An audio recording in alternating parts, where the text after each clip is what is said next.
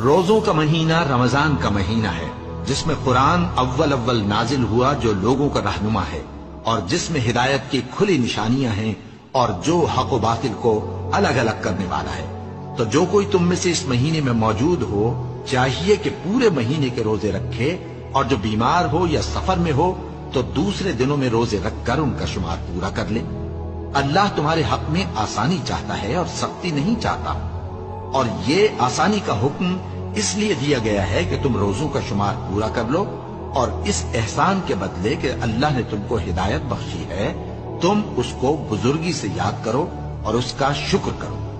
اور اے پیغمبر، جب تم سے میرے بندے میرے بارے میں دریافت کریں تو انہیں معلوم ہو کہ میں تو تمہارے پاس ہی ہوں۔ جب کوئی پکارنے والا مجھے پکارتا ہے تو میں اس کی دعا قبول کرتا ہوں۔ تو ان کو چاہیے کہ میرے حکموں کو مانیں اور مجھ پر ایمان رکھیں تاکہ نیک رستہ پائیں۔